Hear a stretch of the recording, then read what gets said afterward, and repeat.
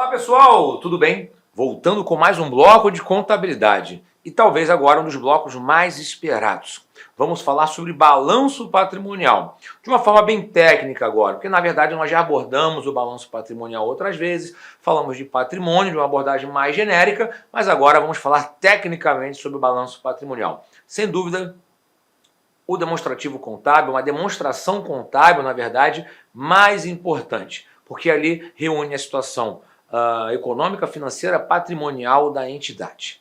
Bom, vamos dividir em duas partes, porque é bastante assunto, bastante conteúdo, e os blocos posteriores vão ter relação também com o balanço patrimonial. Legal? Então vamos começar a falar do balanço patrimonial a partir de agora. Deixa eu só apagar aqui em cima.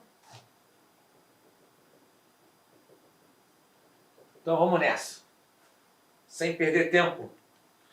Meus amigos, o balanço patrimonial tem por finalidade apresentar de forma qualitativa e quantitativa, nós falamos sobre isso, né? Composição qualitativa do patrimônio e quantitativa, posição financeira patrimonial de uma entidade em determinado momento. Por isso é chamado de demonstração estática. Por que demonstração estática? Porque ela coloca uma posição em algum momento, ela fixa, né, um determinado dia, 31 de dezembro, por exemplo, e mostra a posição patrimonial e financeira daquela entidade em determinado período. E é representado por três elementos, né? O ativo, que sabemos que são os recursos controlados pela entidade, né, derivados de eventos passados. Os passivos, que são as obrigações presentes da entidade, resultantes também de eventos passados. E o patrimônio líquido, né, que é o valor residual, né, participação residual dos ativos da companhia, depois deduzidos todos os seus passivos. Então sabemos que o balanço patrimonial contempla, né, esses três elementos. Bom, de acordo com a Lei 6.404, os elementos patrimoniais são apresentados em ordem decrescente de liquidez e exigibilidade. Então, ou seja, de acordo com a Lei 6.404, eu preciso evidenciar, demonstrar os elementos patrimoniais por ordem decrescente de liquidez para ativos e de exigibilidade para passivos. O que seria isso? Ordem decrescente, de cima para baixo. Então, se é por ordem decrescente de liquidez, os mais líquidos primeiros e os menos líquidos posteriormente, né? E os passivos são aqueles que são exigíveis inicialmente, né, ou com mais brevidade possível, e os menos exigíveis, né? Então, ou seja, no ativo são apresentados em primeiro lugar as contas mais rapidamente conversíveis em dinheiro, né, ou em disponibilidade. Normalmente o item mais disponível em caixa é o próprio caixa, né? Depois a conta banco, depois contas a receber, estoques, né? Por aí vai.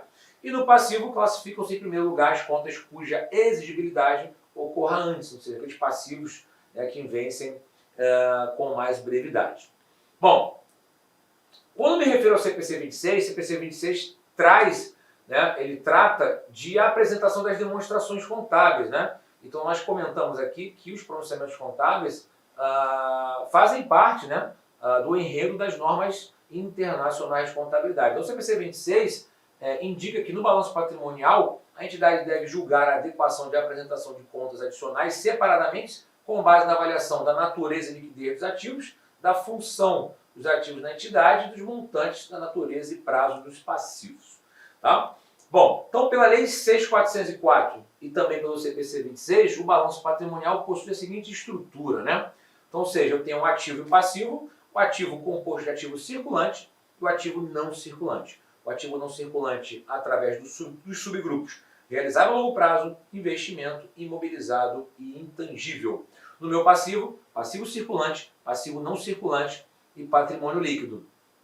Lembra que lá no início nós falamos do passivo exigível, né? Seriam esses dois aqui, né? E o passivo não exigível seria o patrimônio líquido. Mas tecnicamente falando, o passivo, de uma maneira geral, reúne então os capitais de terceiros, que é circulante e não circulante, e o patrimônio líquido. O patrimônio líquido com alguns subgrupos: capital social, reservas de capital, ajuste de avaliação patrimonial, reservas de lucros, ações de tesouraria, que é uma conta redutora, e prejuízos acumulados, que também é uma conta redutora. Legal aí? Beleza? Bom, ativo circulante, né? De acordo com a Lei 6.404, que é a lei das SAs, classifico quais contas no ativo circulante, né? Disponibilidades, obviamente, direitos realizáveis até o final do exercício social subsequente, né? ou durante o ciclo operacional da entidade e as aplicações de recursos em despesas do exercício seguinte. Então, o circulante tem relação com o curto prazo. Logo,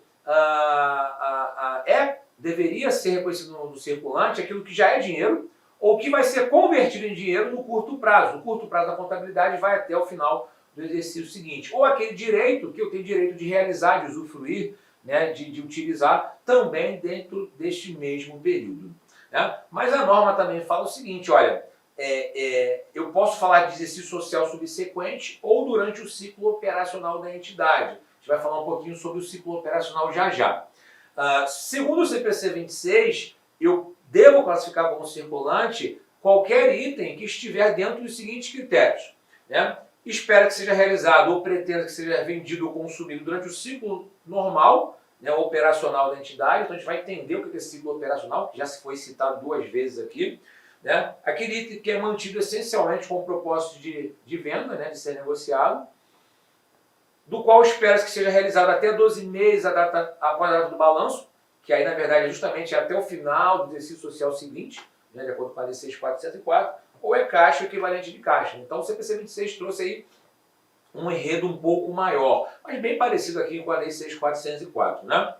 Bom, e a Lei 6.404 fala o seguinte, na companhia em que o ciclo operacional da empresa tiver duração maior do que o exercício social, a classificação no circulante ou longo prazo terá por base o prazo desse ciclo. O que a lei quer dizer aqui? O ciclo operacional, basicamente, é o tempo que a empresa demora para ver a cor do dinheiro. Ou seja, ela compra um produto, né, ou para revender ou para produzir, espera ele ser vendido, ou seja, tem um prazo de venda ali, e se ela vende a prazo, ela precisa esperar para receber. Então esse é o ciclo operacional. Então se o ciclo operacional da entidade ele normalmente for maior do que o exercício social, que normalmente tem duração de 1 ano, para fins de circulante vale o ciclo operacional. Aí agora cabe ressaltar que na prática a maioria das empresas tem um ciclo operacional inferior a 1 ano. Né? Quase nenhuma empresa demora para receber 1 ano. Mas existem atividades específicas, como estaleiros, construtoras, que demandam um período de tempo substancial não só para finalizar o seu ativo, né, mas para vender e para receber. Então, nessas atividades específicas de que o ciclo operacional for maior do que o exercício social, para fins de circulante vale o ciclo operacional, não necessariamente o término do exercício social seguinte. Legal? Tá? CPC 26, ciclo operacional da entidade é o tempo entre a aquisição de ativos para processamento e sua realização em caixa ou equivalente de caixa. Então, o tempo que eu demando para vender e para realizar aquela venda. Né? Quando o ciclo operacional normal da entidade não for claramente identificável, pressupõe-se que sua duração seja de 12 meses, né? Que é o mais comum mesmo, né? Beleza? Então, são subgrupos do ativo circulante, né? Então, ou seja, que tipos de subgrupos eu posso ter dentro do ativo circulante? Caixa equivalente de caixa, créditos a receber, estoques, tributos a recuperar, outros créditos a receber, despesas antecipadas e ativos de operações descontinuadas. Tá? Claro, é evidente aí que por alguma especificidade eu posso ter outros subgrupos, mas normalmente são esses subgrupos. E a cada subgrupo eu tenho contas, né, específicas dentro desses subgrupos aqui. Bom, caixa equivalente de caixa, também chamado de disponibilidades, né? Ou seja, os recursos disponíveis que a empresa possui, né? Ou aplicações, né, que possam se tornar disponíveis em até 90 dias. Né? Ou seja, então quais são as contas que normalmente pertencem ao caixa, equivalente de caixa ou disponibilidade? O próprio dinheiro espécie no caixa, os depósitos bancários, ou seja, recursos que a empresa tem livre movimentação, numerários em trânsito, recursos que a empresa manda para alguma filial, né?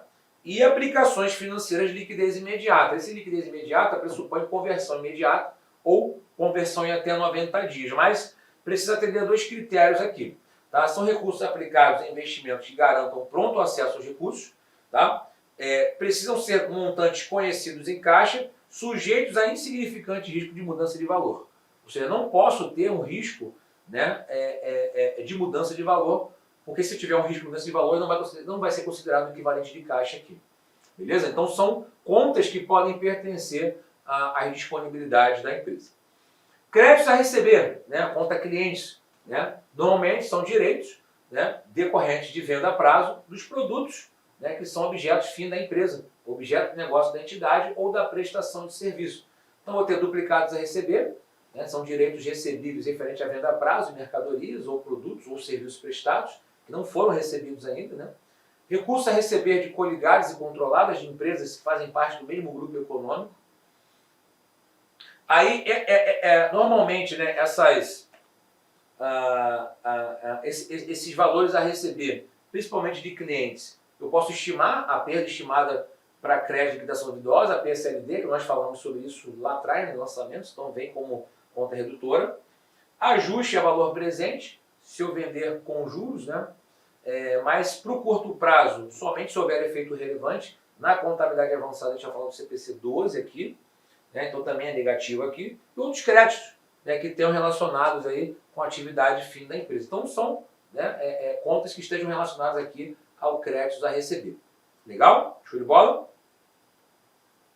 Agora, cabe ressaltar que essa transação aqui, normalmente com parte relacionada, ela é realizável a longo prazo, tá? Só que nesse momento aqui, só pode ser com curto prazo, né, se for realizado em condições de mercado. Se for uma transação usual, beleza? Tá? A gente vai falar sobre transação não usual um pouco mais à frente lá, com o ativo realizado a longo prazo. Estoques. Acabamos de falar sobre estoques, né? Então os estoques são o quê? Bens adquiridos, produzidos pela entidade, com objetivo ou de venda ou de consumo próprio, né, para produzir algum item, né, ou para prestar serviço. Então eu posso ter estoque de mercadorias, ou seja, adquiro estoques para revenda, né, empresa comercial, estoque de materiais utilizados na prestação de serviço, né, matéria-prima utilizada no processo de produção, né, de algum item, produto em processo, ou seja, não é matéria-prima mas também não é produto acabado, então está no meio termo ali, então precisa registrar no estoque de produtos em processo. E o produto acabado quando ele já estiver pronto para comercialização, já está pronto, finalizado, falta agora só ser vendido. Então são contas que podem pertencer ao estoque. Legal aqui? Tributos a recuperar, acabamos de falar também sobre esse assunto, né? Então, tributos pagos na aquisição de bens, os quais serão deduzidos dos tributos devidos sobre as vendas, né, ou prestação de serviço.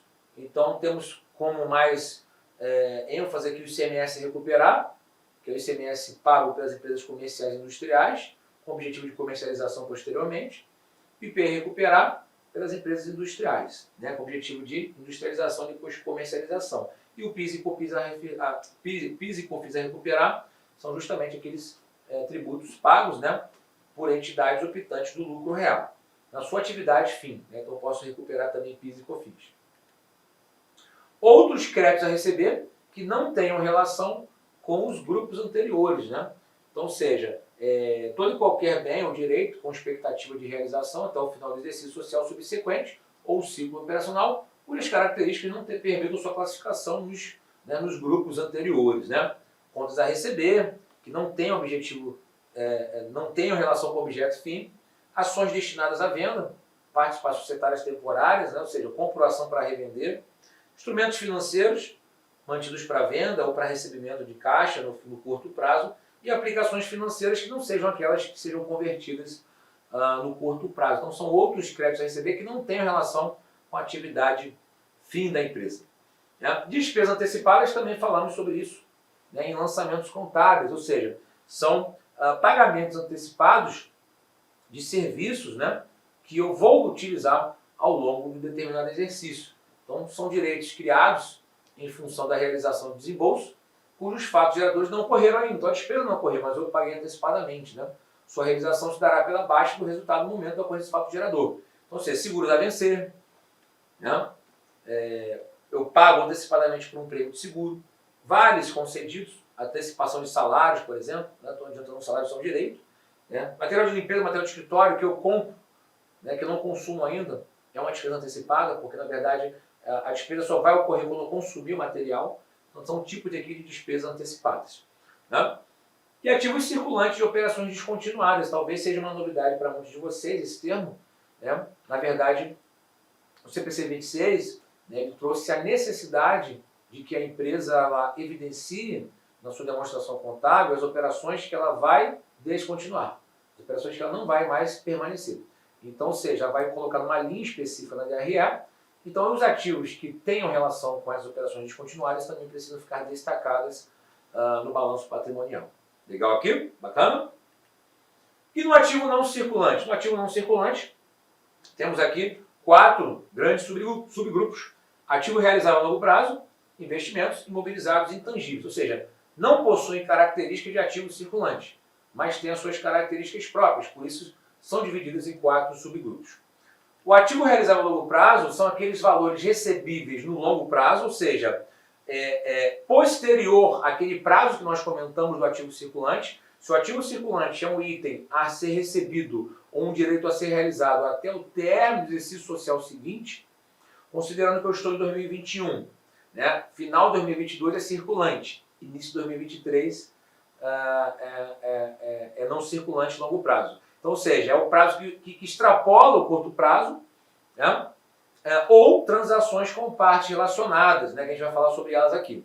Ou seja, empréstimos concedidos, financiamentos concedidos cujos recebimentos se dará após o exercício social subsequente ou após o ciclo operacional, transações com partes relacionadas, né? Ou seja, valores emprestados a empresas ligadas e adiantamentos realizados a diretores, mesmo que o prazo esperado de recebimento seja de curto prazo, a não ser que sejam transações usuais.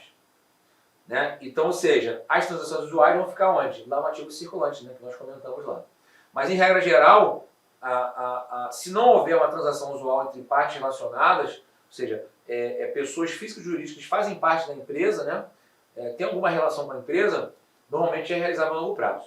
Tá? Contas a receber, que ultrapassam, né, o término do ciclo social seguinte, ou ciclo operacional, e, obrigatoriamente, o que é a longo prazo precisa trazer valor. Olá, meus amigos! Inicialmente eu peço licença de ter interrompido os seus estudos.